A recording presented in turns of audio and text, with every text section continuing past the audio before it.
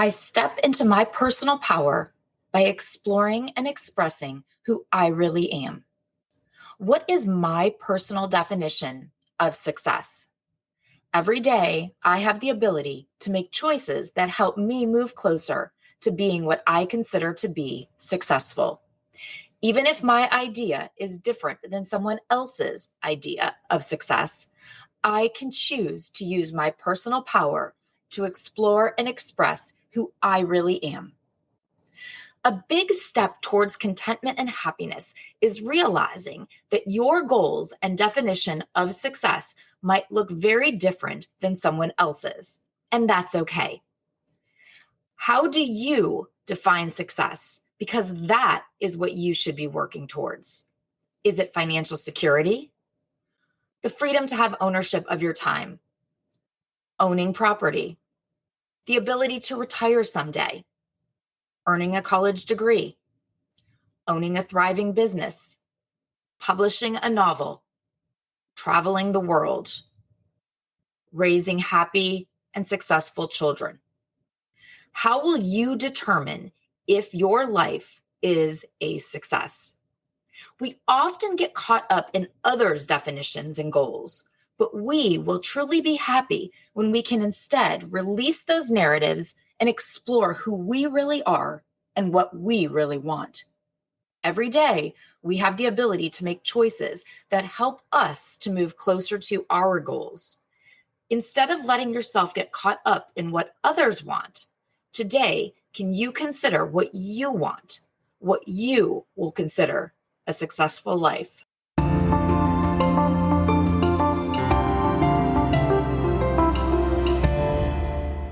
Hey guys, it's Jen. I have this terrible habit of doing it's 7 weeks until summer break. Let's look. Okay, 7 weeks ago, it was March 3rd. Do y'all do that too? Well, it works awesome if you're counting down to something that you're excited about, like a vacation or a holiday or something, because it's always like, oh, wow, that wasn't very long ago. It'll be here in no time. Unfortunately, the flip side is when you're counting down to something that you don't want, like high school graduation, because I know that this has the absolute potential to take me down a really dark spiral. I physically do not let myself have those thoughts about my oldest graduation, which will be next June. So that's June of 24. However, yesterday, I saw that it was spring signing day for some of the kids that he has played football with. And even my strong will and determination couldn't prevent me from realizing that that will likely be him next year. I should probably add that he is the punter and kicker for his football team, and he's very good, and he does hope to play in college. But I know that that is all so overwhelming for him to even think about any of it. So when we talk about it, until I note that he's getting overwhelmed, we have, conversations here and there. But then when he does start getting overwhelmed, I put a pin in it to come back to him at another time, because this should be fun and exciting for him. But of course, instead, it's stressful and it's scary. So I could not help but think of all of the stress that's going to happen over the next year, both, with senior year, his senior season, as well as looking at colleges. And then, of course, that's just assuming that he's the center of our universe, when in reality, he also has 2 siblings. And my daughter will be a freshman, so there will be all of that going on there too. This will be our 1 year where all 3 of them are going to be in high school together. So it will be good stress and bad stress and ups and downs, happies and sads, like everything else in life, especially life with 3 teenagers. It will be a total roller coaster of emotion, and I am here for it all. My emotions are so very mixed, though, going into this year. But then again, when I think about it, the last few years have been pretty tough. First, it was COVID. And then one of my boys had a really difficult year, and then he passed the baton on. And this year has been so hard for my daughter. It's like I often will look back at November of 2019 and think that that was the last time that I felt like everyone and everything was settled and happy simultaneously. I just told a close friend the other day that I cannot handle a fourth year of unrest. I'm going to just run away. Of course, I'm like, ugh, COVID, because somehow I feel like every difficult or annoying or unrestful situation can somehow be traced back to, oh, well, COVID. It's like the Kevin Bacon of explanations, right? You just explain, why did a friendship end? COVID. Why is your performance lackluster? COVID. Prices high? COVID. Service bad? COVID. Like, you don't need to say anything anymore after that. We get it. So why have the last 3 years been tough? COVID. However, I also know, as the researcher in me will come out, that correlation does not prove causation. What do I mean by that? Well, when I explain it in class, I always say that when ice cream sales increase, there are more shark attacks. So do ice cream sales cause shark attacks? No. So just because the two are correlated doesn't mean that one causes the other. Typically, ice cream sales increase in summer, and so does, swimming in the ocean, where sharks quite often reside, which probably is more of a potential cause than ice cream sales. Anyway, back to my last few years. Just because COVID doesn't mean that it was the cause of our roller coaster of emotions. More likely explanation is that 3 years ago, my kids were 13, 12, and 10. Now they're almost 17, 15, and 13. I wonder where the issue might lie. We now have 3 full-fledged teenagers in the house. They're all semi-adults now. They're not little kids anymore. We used to, back then, we traveled as a pack. We were one group. We went the same places. We did the same things. We even had the same friends. I mean, we were friends with the parents, and they all seemed to have kids that then matched up in some way with ours. It was ideal. Our firsts were friends, our seconds were friends, and Ever was an expert with hanging out with the big boys. Or their firsts were friends and their seconds were friends with Ever, and Kane managed to fit in everywhere, or whatever, some iteration of that. When we did things as a family.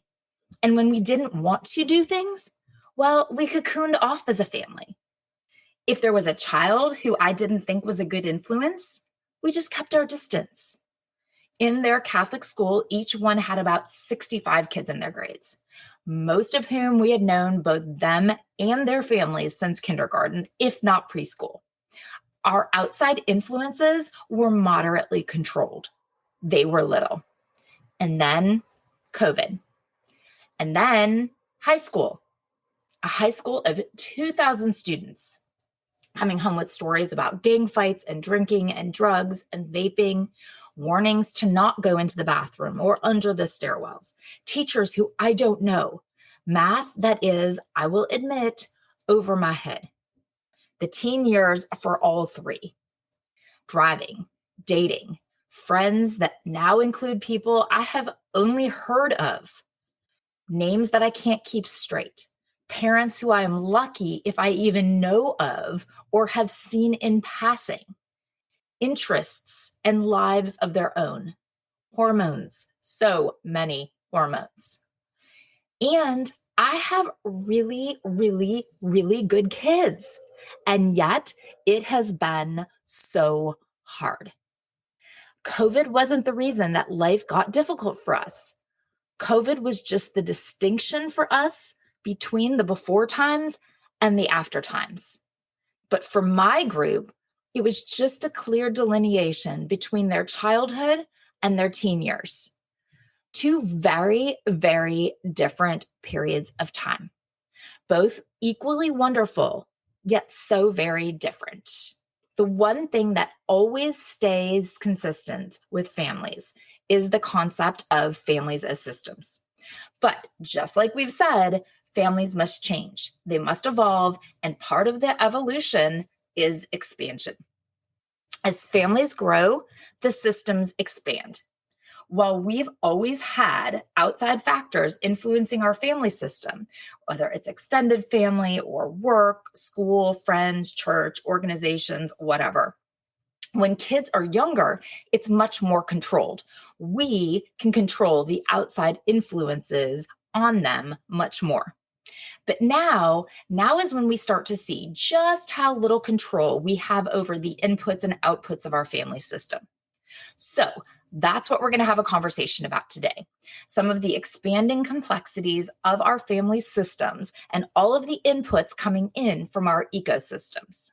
Their friends, boyfriends and girlfriends, school, sports teams, extracurriculars, other parents, because as our kids get older, all of those different groups start coming into our families more and more, and our families need to adjust.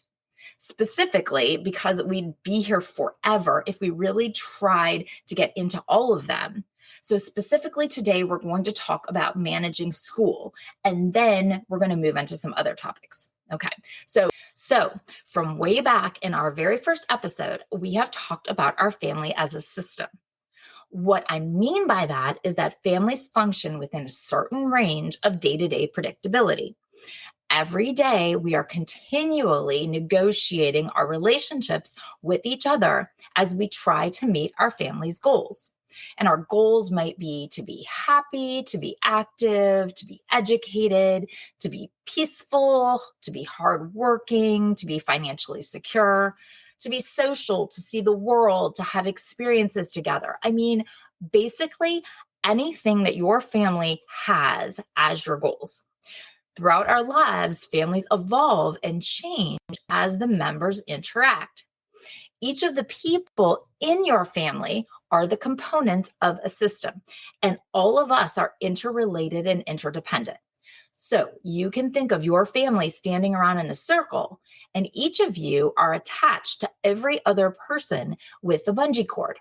Interrelated and interdependent basically means that when one of you moves, everyone would feel it. If one person would move substantially, everyone else needs to adjust or shift to accommodate, right? So we're interrelated, and our actions and our behaviors are interdependent.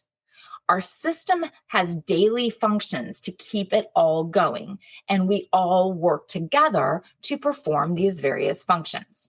Now, because of this interdependence, all of our family's communication messages are these interwoven patterns of interaction, and they're stretching throughout our family's history. No one thing, whether it's an off-the-cuff comment, a heart-to-heart conversation, or an argument, none of them are a singular event.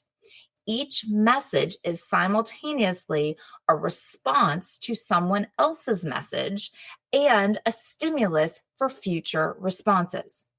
So our family is the system, and each smaller grouping, whether it's the married couple, the siblings, the boys, the girls, the mom and the kids, the dad and the kids, whatever combination, they're all subsystems. Now, we could talk about a bunch of different concepts related to the system, and some of which we've already covered in other episodes. But right now, a critical point for our conversation today is the boundary around the family system. Boundaries vary in permeability from a closed system, which essentially lets nothing come in or go out of the system. And I mean, unless you're totally living off the grid in some remote, deserted location, you're not a totally closed system. But on the other side from a closed system is an open system, which has completely permeable boundaries with inputs coming and going and everything open to the world and anyone or any information coming in and out. Again, realistically, no one is living like that. But that's the spectrum from an open system to a closed system. And each of our families falls somewhere in that range. From that very first episode, we said that one of the points about systems is the need to manage that stability change dialectic because families are constantly changing and we need to adjust the system and everyone shifts within it to accommodate that growth. But at the same time, we also need to keep a degree of stability to keep the family functioning. It's a balance, like everything else, right? Now, our family systems don't exist in a vacuum. While families itself may be like a 3-person or 4-person or 5-person or whatever size nuclear system, we also function within larger ecosystem, which includes our neighborhood system, social system, school or work systems, extended family systems, and then even larger super systems like our culture, society, the media. And families cannot avoid influences from these factors in our environment. So we need to recognize how these outside influences mesh with our family to increase our understanding of our family's functioning. So, if we look at our family strictly from a systems approach, we look at the interdependence among our family members. And when we look at our family from this larger ecosystem approach, we look at the interdependence of our family systems within our environments. One of the changes that we need to adjust to as our kids become teenagers is the larger role that external systems play in our family's day-to-day functioning. So remember, we said that we were on a range from closed systems to open systems. Well, when they were little, yes, there were inputs coming in from our environment. We had extended families, whether it was grandparents and cousins and whoever else. We had friends and neighbors, school, sports, lessons, and our work. As the kids become teens, those friends, schools, sports, extracurriculars, all of that stuff, they all start playing much bigger roles in their lives, right? School, sports, extracurriculars, they're much more significant in our kids' lives and by proxy in ours too. I know for us, sports is the main one. When they were little, everyone played one sport in the season, typically soccer, and they each had like one practice and one game a week. Then as they got to middle school, that went up because they were playing different sports each season. And then there was usually like a rec team and a school team, and they had practice a number of nights a week and maybe a game or two during the season. And then we hit high school and wow. Okay, so football season starts in 2 weeks. It is April when I'm recording this, by the way, with spring ball, okay, which pretty much rolls right into summer practices, which start the day after school ends and then goes every day and amping up to twice a day until they hit the playoffs in December. So April, December. Our summer vacations need to be planned only during dead week. And then spring sports start preseason workouts right after Thanksgiving. So sports go from 1 hour practice plus a game a week to, well, our life. You know, last night I was at a soccer game, lacrosse, and a track meet, all at different places and overlapping, of course, so that with a delayed start to the track meet and rotations of when people were playing and parking and travel, I saw, like, no lie, I saw maybe 15 minutes tops of my children playing and spent like 3 hours driving. But I tried. And as I have told y'all before, that is what I'd like etched on my tombstone.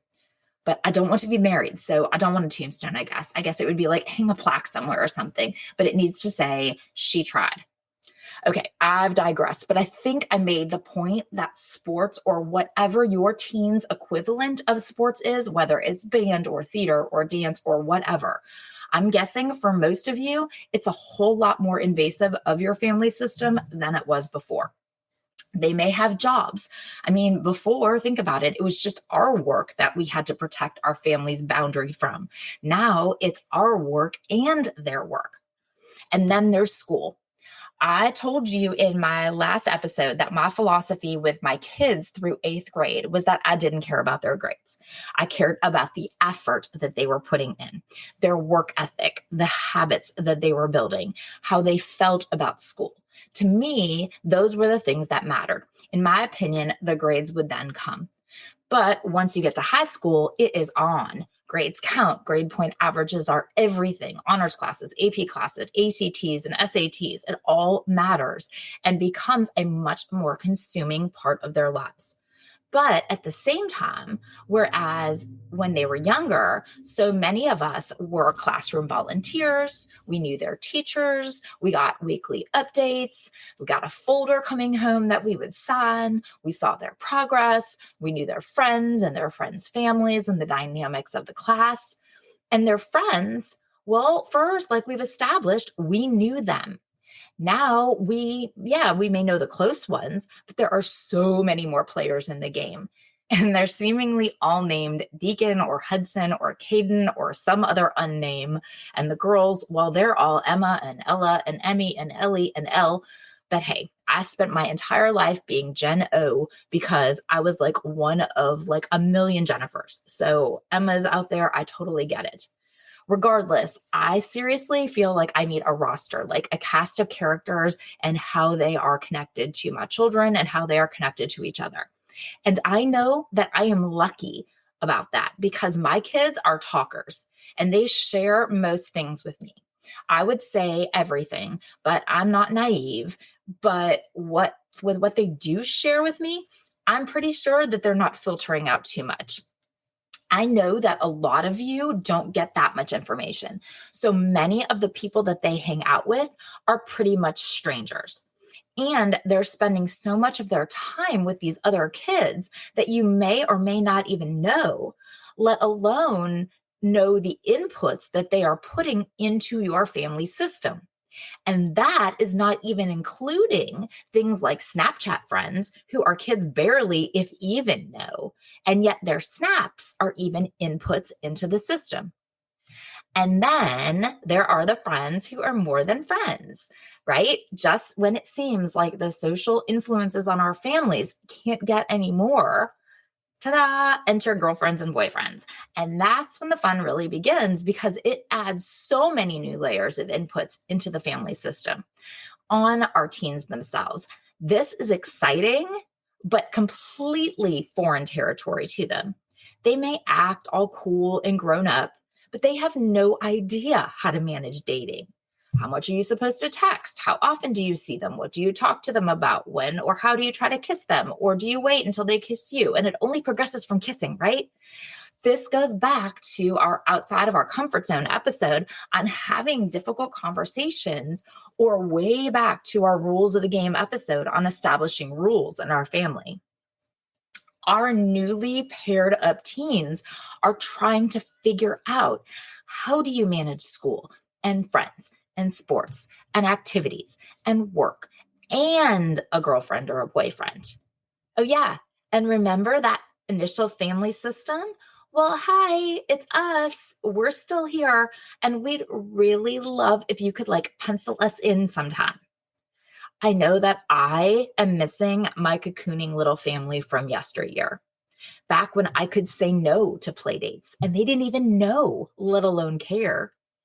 Now, the best I get, which is a lot for this, and so please know I am not complaining about it.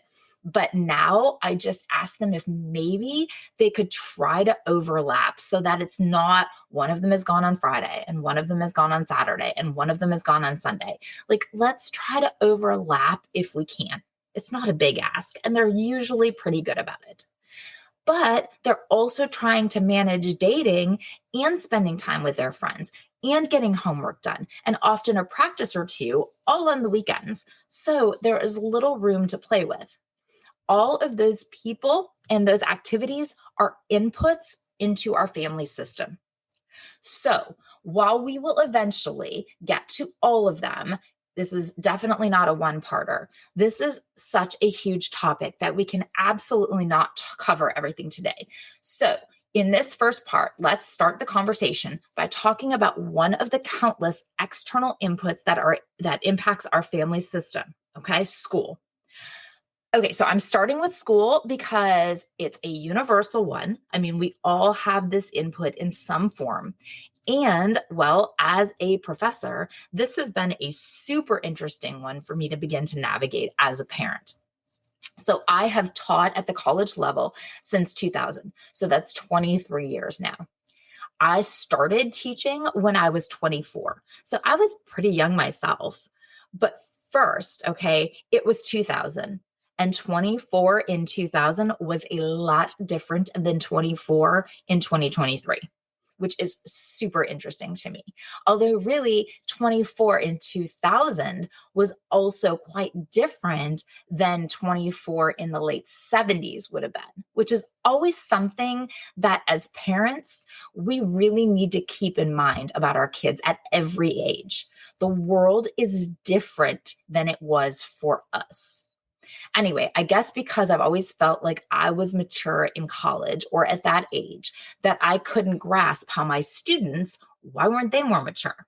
And I certainly couldn't understand the parents who would try to talk to me on their child's behalf. So A, your quote unquote child is 22. And B, I have a one word answer for you, and it's FERPA.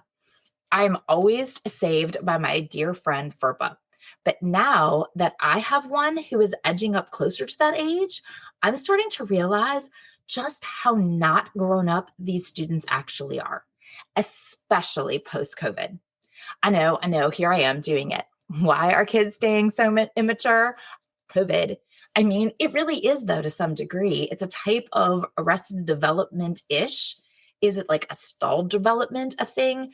In fact, I was just talking to my friends/colleagues about this the other day because my oldest, all right, he has 2 classes at the community college for our dual enrollment program with his high school.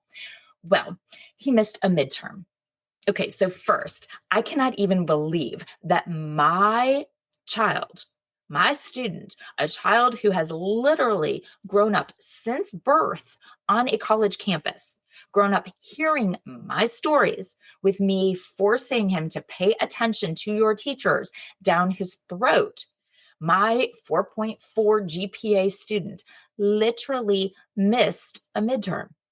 And not just that he missed it, like forgot it or was late or mixed up a deadline, like he somehow did not know that he had a midterm. I was just shook by this. I'm like, all of these years, I've had students tell me crazy shit like this, and I'm like, how? There's just no way that's true. But alas, my child did. And then to make it even better, the professor emailed him on Monday to tell him that he hadn't submitted his exam. And do you know when he responded? When he saw the email on Wednesday. As not only a professor, but as an online professor, can you even imagine how much it grates on my nerves when a student doesn't check their email when they're enrolled in an online class? So anyway, my point of all this is that I am very recently realizing that it is not that much of a stretch to see why college students might still need their parents involved in school. But thanks to good old FERPA, I can ignore those calls. However, as the parents of high schoolers, we are still very much allowed to speak with their teachers. Interestingly, though, not in my son's dual enrollment situation, because even though he's only 16, apparently FERPA still applies. Interesting, right? But we tend to think that whereas when they were little, we didn't hesitate to look over their shoulders or to make sure that they've studied or to check over their homework or to follow up on their grades. Many of us feel like, well, they're in high school now. They can manage school. But it is definitely not the time for us to step away on this one. In fact, a study published in the Journal of Child Development found that teenagers whose parents stayed involved in their child's education through the high school or secondary school years were more likely to have positive academic, behavioral, and emotional outcomes. Parents should always be involved. It's just like we said at the beginning about changing and evolving families. It's just the way that parents are involved that should change.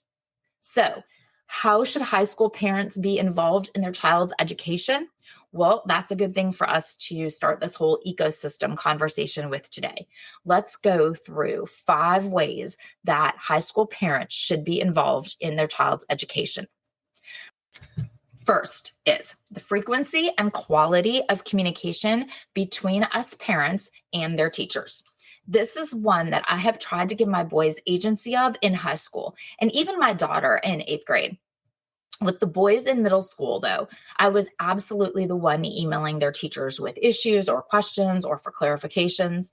But then COVID. See, I'm sprinkling that term all over the place today. But really, COVID. But it's a good outcome, in my opinion, because of online school. They got really comfortable writing emails to their teachers, asking for clarification and advocating for themselves when they needed to. Now, I will say that in those prior years and then in COVID, I 100% sat and wrote most of the emails with them, but it did help them to develop those skills.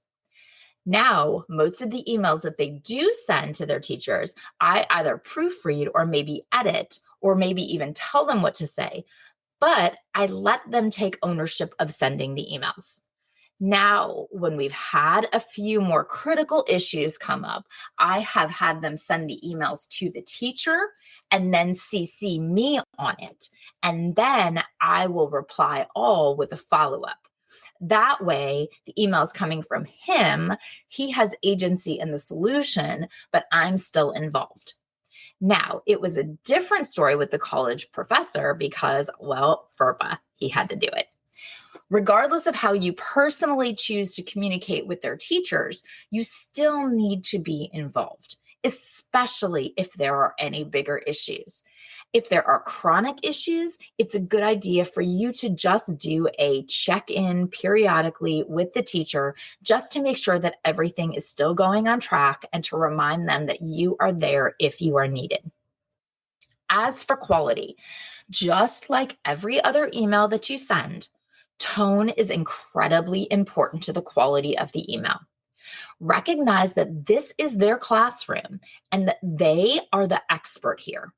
You know how you hate when someone walks into your job or your house and tries to tell you the issues that they see or how to do it or make it better? Yeah, that makes me crazy. Whether it's my husband coming home mid-dinner prep and telling me the quote unquote better way that I should be cooking something, or if it's a student who tells me that I should really have assignments due on the same day rather than on 2 different days so that it's better for them to keep track of. Yes, I actually got that one a couple of semesters back. She felt that having one weekly assignment due on Tuesday each week and another due on Friday was just too complicated to keep track of. And she thought one due date would be better for her. Oh, okay, thanks. Thanks for your feedback. But that's a no. I should narrate that I'm rolling my eyes in addition to the sarcasm I hope you're hearing. We hate it when an outsider tells us how it is or how better to do our jobs. Why would we automatically think and act as if we know our kids' teachers' jobs better than they do? But I do know from my teacher friends that parents often think that they know better. So allow them to be the expert because they are. I mean, most of us, we couldn't do that job. Like literally couldn't do it. I have a PhD and I've taught for 23 years, and I'm not qualified or certified to teach high school or middle school in the classroom. Basics of email communication, of course, that I think the world of texting has impacted. Using a subject, being respectful, clarifying who your child is, what class they are in, as well as the details of the situation are super important. Keep in mind that these teachers have so very many students and so many classes and a zillion different situations that they're dealing with. So don't assume or be angry if they don't have your child's top of mind. And always keep in mind that there are going to be 2 or 3 sides to every story, right? The students, the teachers, and often what is actually going on. So get all of the information before you get upset. Keep in mind that most teachers are truly trying their hardest, so be patient, but also be clear. Let them know that your child's education is important to all of you and that you want to help in any way that you can. Keep in mind that you should be a team in this because you all have the same goal. I mean, contrary to kids' beliefs and what they'll tell us, most teachers have absolutely no desire to trick them or to fail them. I mean, okay, so think of it logically. If nothing else, it looks pretty bad on them if half the class fails or near fails, right? And if it looks bad on them, it also looks bad on the school. So they don't want that either.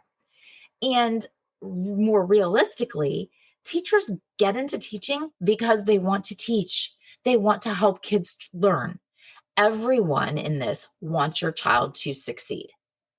This is also a good opportunity to teach your teen to take responsibility for their actions. I can tell you that my son's email to his professor was definitely a mea culpa. Yes, after going through the Blackboard site, and I am literally certified in online best practices of teaching, I can totally agree with him that it was not communicated or presented in any way how it should have been. However, ultimately, it was my son's responsibility to stay on top of the work and to ask questions if and when he had them. He did neither of those things. Pointing out that the instructor didn't present it properly would have been somewhat accurate, but it would have gotten absolutely nowhere. My son wasn't responsible. He made a mistake and he needed to own that mistake. Now, I'm absolutely not saying that teachers or professors are perfect, nor was this professor. We are not. Even the good ones make mistakes. And just like every environment, some of them, yeah, unfortunately, they are not the good ones. There will be times that you run into that. I know I have. And when you do, once you are quite sure of the situation, and I don't mean just your teen's version of the situation, you absolutely advocate in a clear, organized, and respectful manner. Ultimately, you are and always should be your child's biggest advocate. So get involved, stay involved. Involve the school itself, whether it's their academic advisor or the principal or whatever higher up needs to be involved if it comes to that. The key is to always be clear, though, in your facts. Go through the process, respectful in your approach, and diligent in your follow through and follow up. Second, the extent to which parents encourage and allow students to figure out their own solutions to their own work.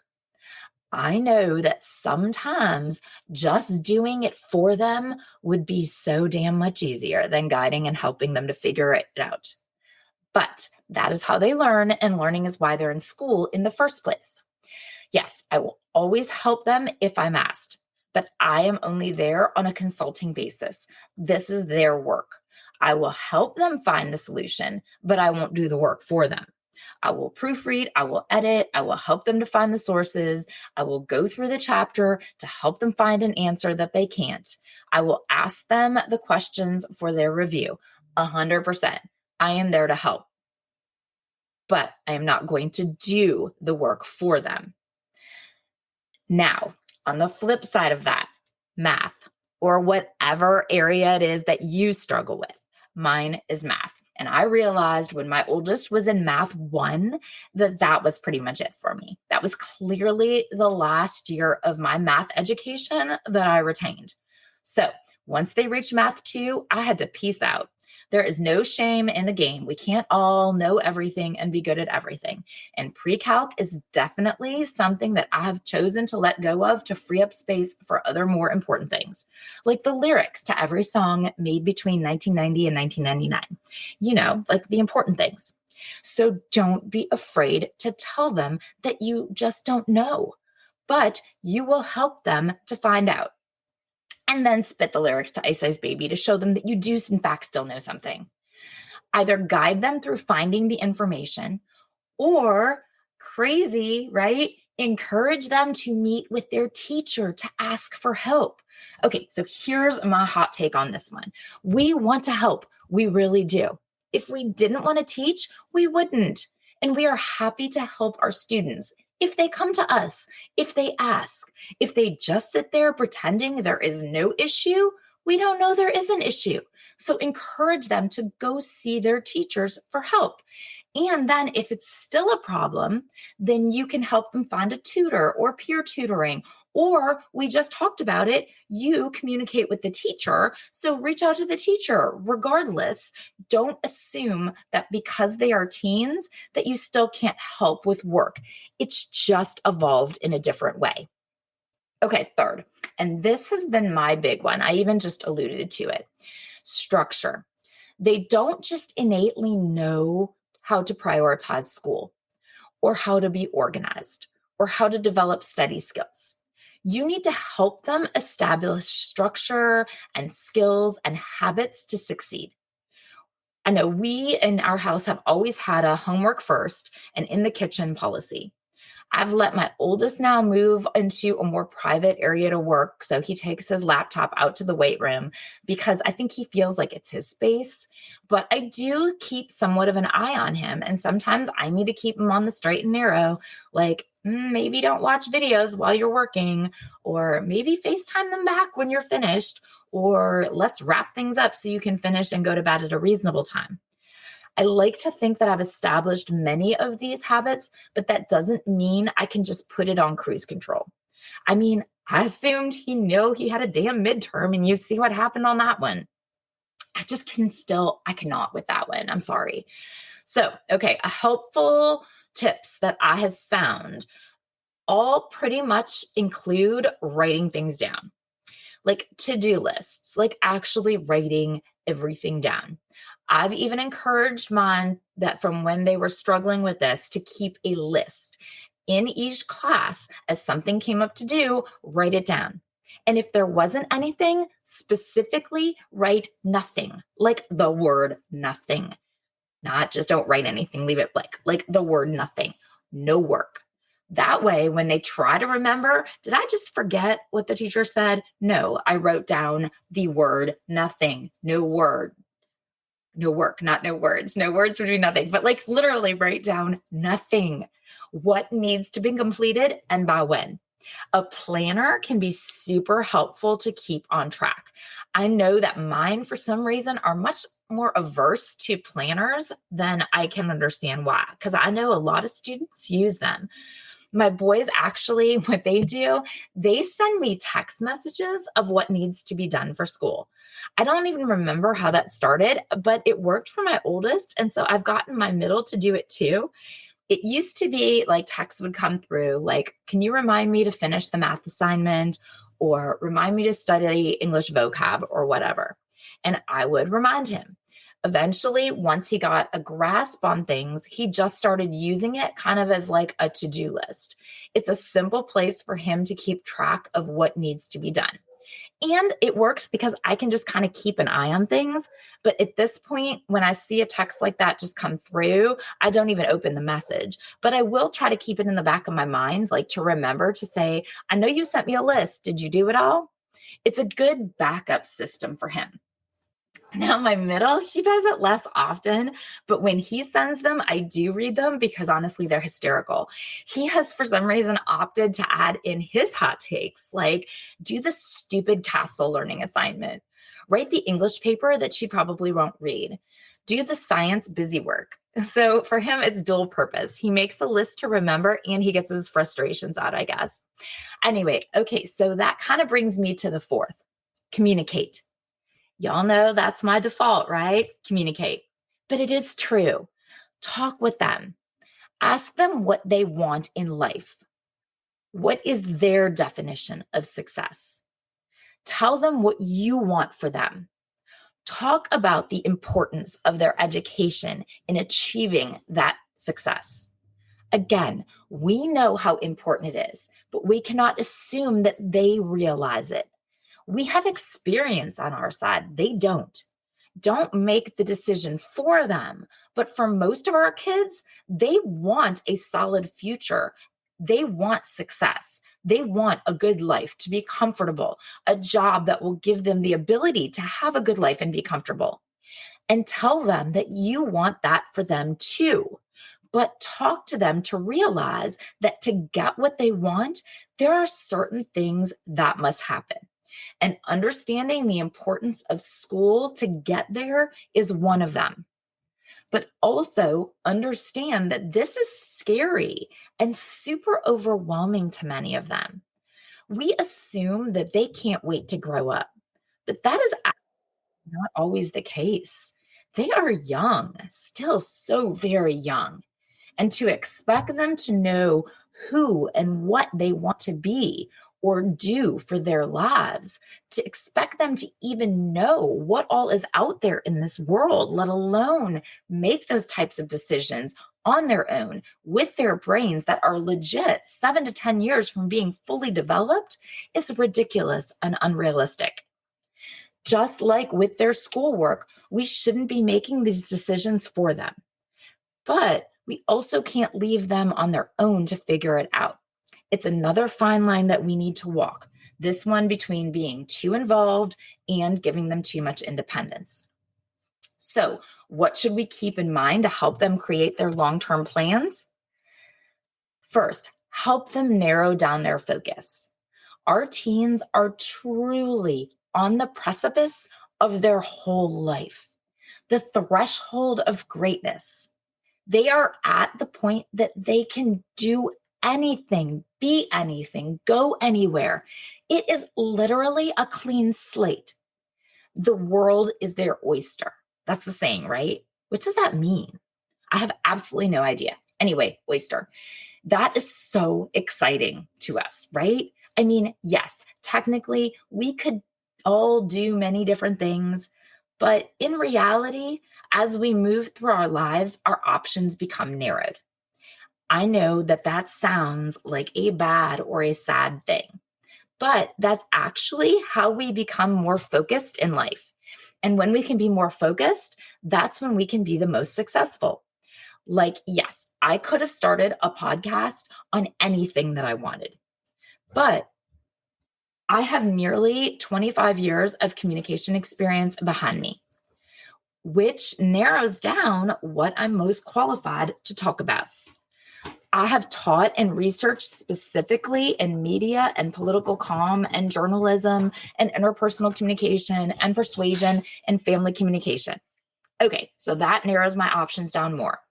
Not narrowed like I'm not qualified or couldn't host a podcast on organizational communication. I mean, I totally could, but narrowing it down to one of the more specific areas that I have the most experience and knowledge in, it sets me up better for success. I was pregnant with my oldest when I interviewed for my job. I was tenured when he was in kindergarten. I'm feeling ready for a next step as my youngest is finishing up middle school. I have 3 teenagers with whom I have employed all of my communication knowledge and skills to create a wonderful relationship with each of them and to hopefully set them up for success in their own lives and their own relationships. Focus narrowed, not limited, just narrowed. Could I have hosted a podcast on anything? Absolutely yes. Is that an overwhelming concept? Absolutely yes. So by narrowing it down, it was both less overwhelming and set me up for success. Same thing for our kids. It's exciting to have everything available to them, but the overwhelming can be absolutely paralyzing to them. They need our help to narrow their focus and to be involved in their decision making, whether it's helping them to select classes in high school or in college, or looking for a college, or applying to a program, or for a job. Make sure you're helping them to ask the right questions, looking at their time commitments, their interests, what are they especially good at, or where do they struggle? Tuition is a big one for colleges. Same for distance. A school seem great and you're okay being away from home, but are they okay being 6 hours from home without a car? If yes, great. If no, great. Either way, you've narrowed down your alternatives.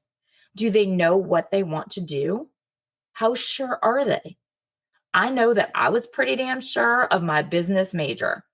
Can they change it if they choose? Should they join an organization, have a part time job in high school, play a sport? They should definitely be involved in the decision making, but what are they interested in? What type of time commitment can they make? For any of these questions, be sure that they are considering and weighing how sustainable or practical it is for them. Make sure they're thinking about how beneficial it is for them and thinking about how much they will enjoy it or how much happiness it will bring them, because all of those factors are super important. They cannot only do the practical things, they absolutely need to enjoy it, or it won't be sustainable. However, they also can't only do fun things that they enjoy. Now is when you teach them that they also need to do things that will benefit them, or else, again, it's not sustainable. They don't innately know this. Just like they didn't innately know how to tie their shoes or that they should brush their teeth twice a day, you need to teach them.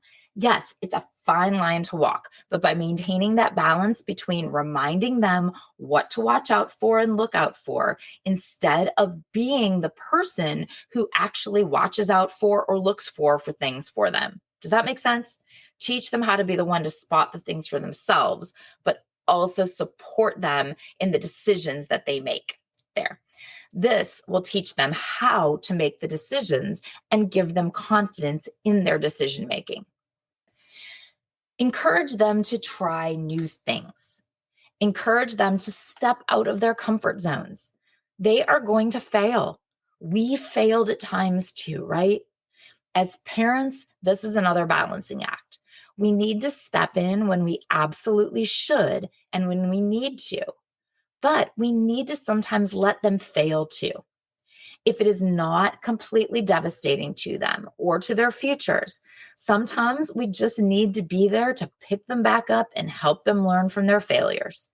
If you know, as a parent, that is something important, then it is your job to step in and make that decision for them. So for us, my oldest was not into driving at all. He had no interest in getting his license. I learned the permit process, and I knew that he needed to have his permit for a full year before he could get his license. And he needed to complete driver's ed before he could get his permit. And the wait for driver's ed was like 6 weeks in our area. Well, at 14, he could never even imagine wanting to drive. Do you want to take driver's ed? Nope. Well, I knew that 16-year-old Tobias was going to feel very differently than 14-year-old Tobias. So I made the decision and I made him take driver's ed. I made him get his permit. I told him that I wouldn't make him get his license until he was ready. But this way, if he turned 16 and wanted to do it, then he could. Well, he got his permit and still had no interest in driving. He got like 4 of his 60 hours that were needed in of driving. And then, like a few weeks before he turned 16, lo and behold, guess who wanted a driver's license? Yep.